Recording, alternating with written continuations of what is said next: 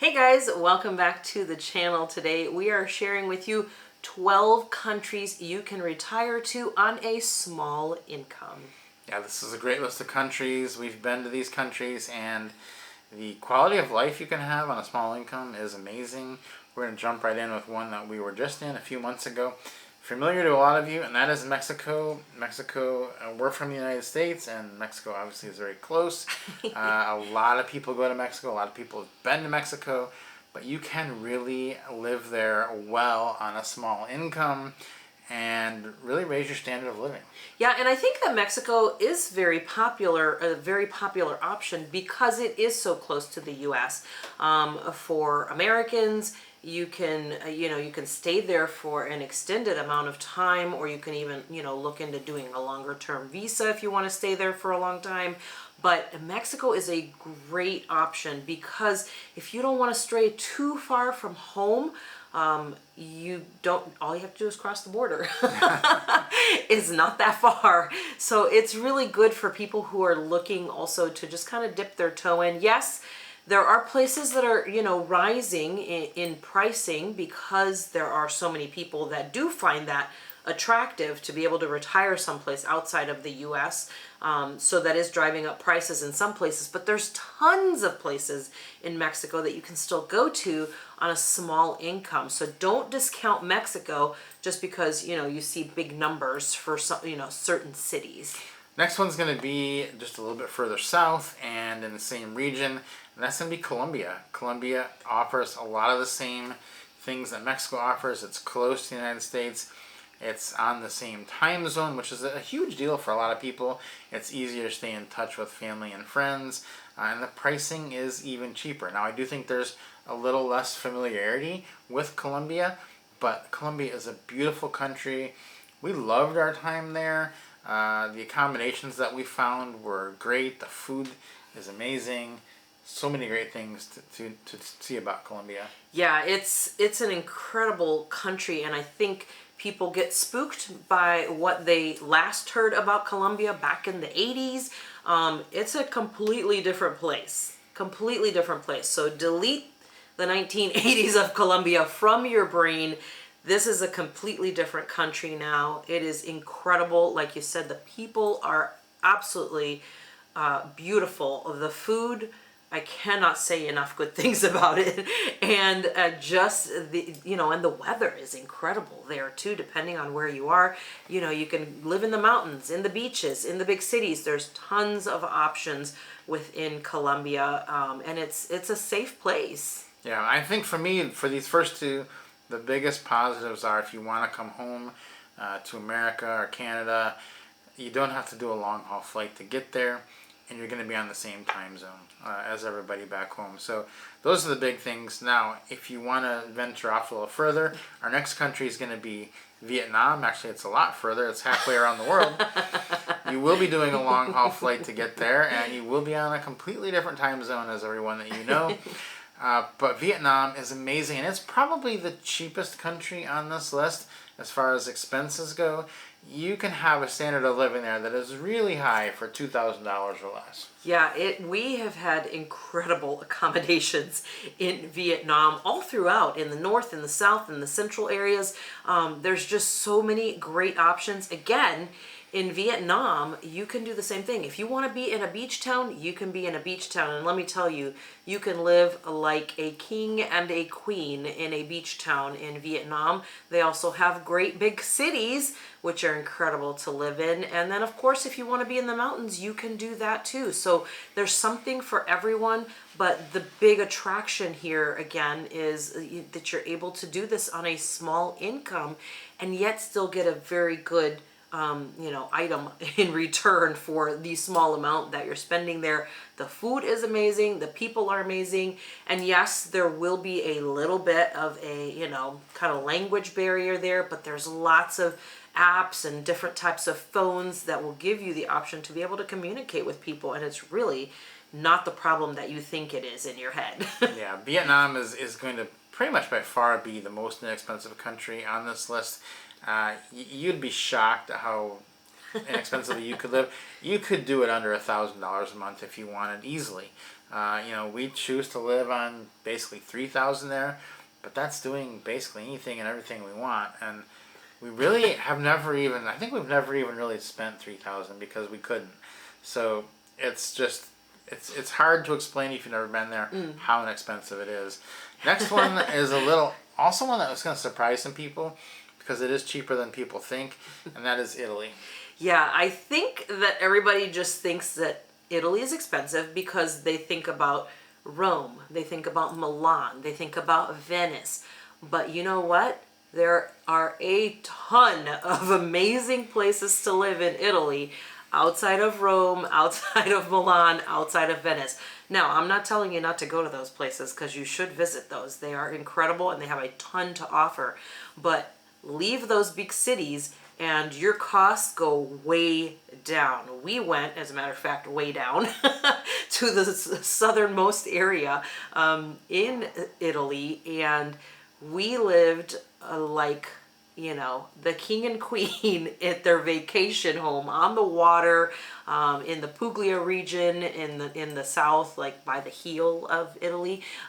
It was incredible, and the costs were so low. It's not a huge tourist area. And so it's really nice because you can really interact with the locals and just kind of live like normal. Go to the grocery store, buy fruit from the guy off the back of his truck, that drives into town each day. It's an amazing experience. And if you have a small income, get outside of those big cities and enjoy what Italy has to offer because it is an incredible place to spend a lot of time. Next country is going to be the one we're in right now while we're making this, and that is Thailand. It is one of our favorite countries in the world. The people are just so friendly and so nice.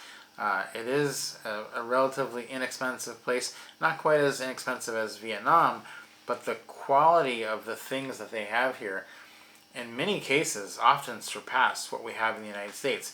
I know that's shocking to hear, but it is true. If you go to a mall or restaurants or hotels in Thailand, they're going to be better than a similar mall, or restaurant, or hotel that you have in the United States. That's just the way it is. And it's shocking to people. And the price is going to be basically half. So you're getting better quality, half the price, and everyone around you is friendly.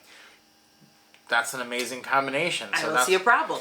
People love Thailand. And so, one thing that we had just started on recently on this channel is we did start a members only section where we're making members only videos. You can join that by, in the description there is a button that says join this channel. We are leaving videos all the time now of all of our behind the scenes travels, things we're doing in Thailand, things we're doing in Vietnam.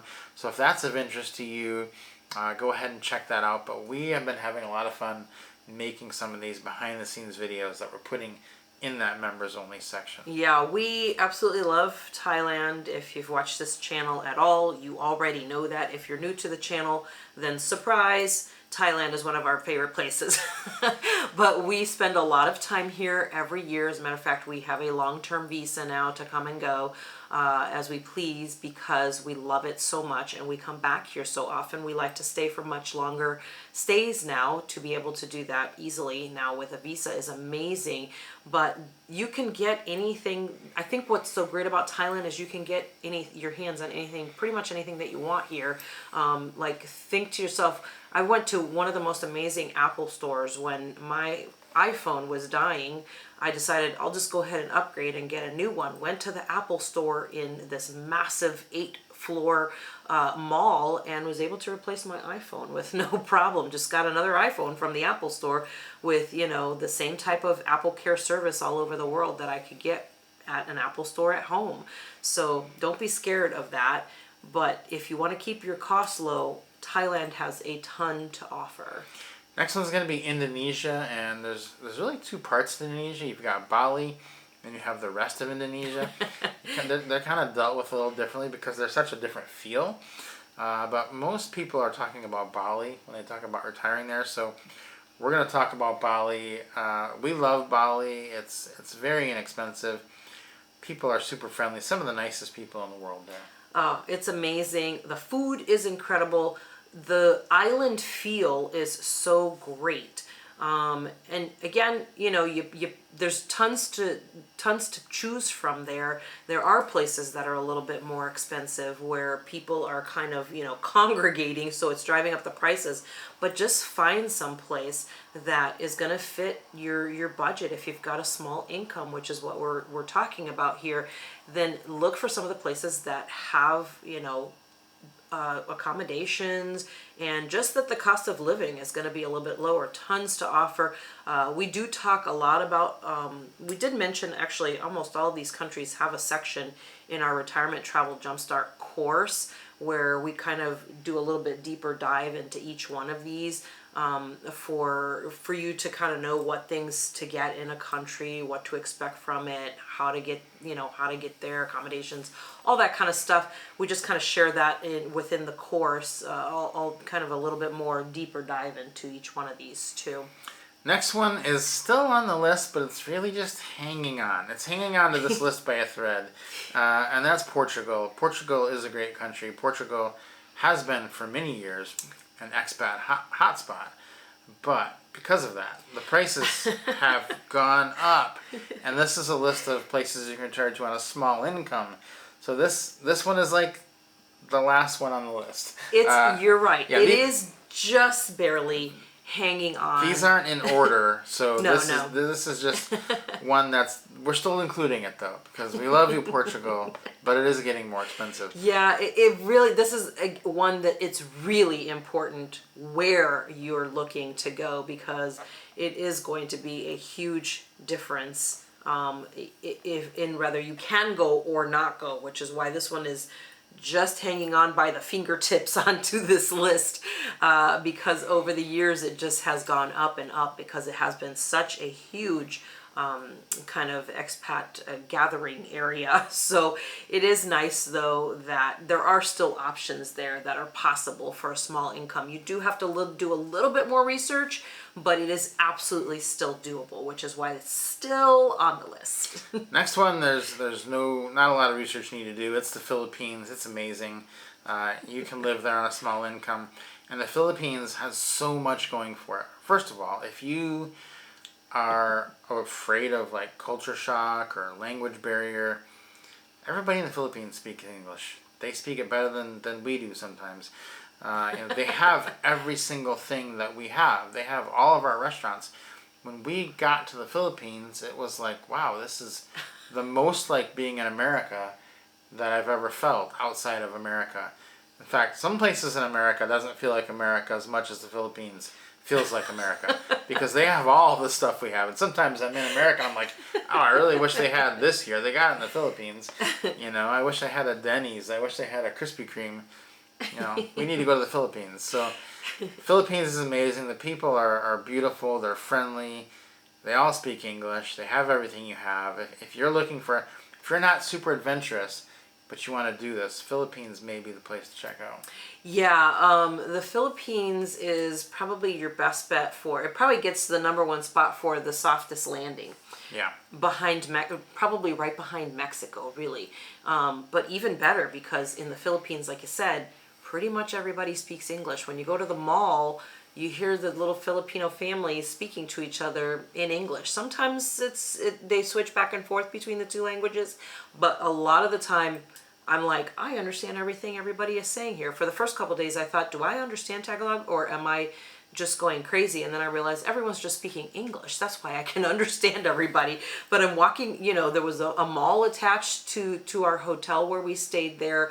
And I went downstairs to go to the grocery store, and I walked around the mall a little bit. And honestly, if you told me I was in America, I would have believed you, because it kind of seemed like it. You have everything, your Chili's, TGI Fridays, Popeyes, Subway, Starbucks, Pizza Hut. I mean, it's the one place where we've seen the most kind of American branding of things. So it's really quite interesting, and it really will give you such a soft landing to go to someplace like the Philippines. The next one that's kind of like that also is Malaysia. And Malaysia, not as much English as the Philippines, but pretty much all English also. I think when we were in Malaysia, the times I saw words written in Malay, There's very few. Everything is in English. Pretty much everybody speaks English. It's a very modern society. It's a great place. And we love being in Malaysia. We spent a lot of time in Kuala Lumpur. There are a lot of expats there. You can live there pretty inexpensively. And it's also a pretty good place to go. Yeah, I think what I love about Malaysia too is that it's kind of a melting pot country, which you don't see a lot around the world. It's a good melting pot place because they have so many different cultures kind of coming together, which is why, they revert to the English, because it's easy for everyone from the different cultures to communicate. But also the other really big cool thing about that is that you get kind of the crossing of all of those cultures that come together. You get the food, you get the culture, there's so many different experiences that it's kind of like, you're experiencing several countries in one. Kind of like a grab bag type thing. And it's just an incredible experience overall. Next one we're going to do is another surprising one. This is going to be Romania. We actually loved Romania when we went there. And I think the number one thing that shocked me about Romania was the food. Food was amazing. Yeah, the food was incredible there. And what I thought also is how affordable the food was there. We ended up not cooking that much, mostly just for breakfast and lunch. And basically, we would go out for dinner almost every single day because the food was so inexpensive. And they had tons of different offerings. I remember we used to go to this Mexican food truck, and it was so good. The food was amazing. Of course, you could get Romanian food. We did that a lot too. So good because it's kind of a meat and potatoes type society, which is really great for someone who likes meat and potatoes. But the food was really amazing. But what I found incredible too was the people were so amazing when they found out we were Americans. They just really like Americans, and we just had a really good experience overall in Romania. And so many great things to do. And again, it's a lower cost, so you're not spending as much. It's a perfect place for going on a small income. Yeah, we loved Romania and the Romanian people. Really awesome. Next one, a lot of people go here. Panama, tons of expats, tons of American expats there. We spent quite a bit of time in Panama. We did really like it. It does have some of the same advantages as Colombia and Mexico. Easy to get to. I think of the three, there's the most English spoken in Panama, and that's why a lot of people go there. It is inexpensive, and it is in the same time zone, so it's got a lot going for it. Absolutely. I think Panama is amazing. It's, again, it's one of those places that it's really rich culture, and I don't really need to say that much about the food because it's incredible, and the people are just so kind, so helpful, and there's just so much to do. Again, in Panama, you can do a lot of different things. You can go to the beach, you can go to the big city, you can go to the mountains. Lots of options there. Yeah. The next one's going to be Ecuador, and Ecuador is also, just like Panama, same kind of geographic situation. There is one big difference with Ecuador, though, and that's the elevation. Most of Ecuador is at a very high elevation, and so it is going to be challenging for some people, and we're those people because we both do get altitude sickness. So before you decide to go to Ecuador for a month, you might want to go to somewhere in Colorado and see how you do at 10,000 feet before you book that month or 2 or 3 month trip to Ecuador, because you may find that after 3 days you're like, I do not want to do this. That's what ended up happening to us. Now, there are a couple beach towns there you could go to, but we didn't want to limit ourselves to that. So we do not generally end up in Ecuador, and that's because we just don't feel good while we're there because we can't handle the altitude. So other than that, though, it's an amazing place, and it is very inexpensive. We really do wish we could go there, but it just isn't good for us to go. Yeah, it's kind of frustrating that kind of, excludes that for us just because of that, because we are missing out on an opportunity to be able to stay in such a great place like Ecuador. Again, there's a ton of expats that are in that area. There's lots of different communities there. And again, you don't need a ton of money. So it's another perfect place to go on, a smaller income. And I think all of these places, incredible countries, with a lot to offer, as we've talked about. And I think it's definitely something to think about. If you just want to dip your toe in, go to one of these countries that's a little bit closer, or that is a little less, kind of different for you, or that you've never, instead of making that first jump to something so different like a Vietnam, start, spreading your wings a little at a time. If you don't have a ton of travel experience, start little and work your way out. But there are tons of options here with all kinds of different environments, all different kinds of weather. You can make your decision depending on what's important to you. Everyone has a different list of things that's important to them, right?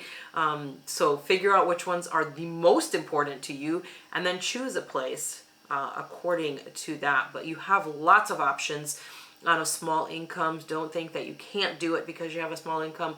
There are still a lot of options for you. Yeah, so we hope this has been helpful to you. If it was, please give it a like. Consider subscribing to the channel. We do have that membership option if you want to see the behind the scenes videos. And we will see you on the next video.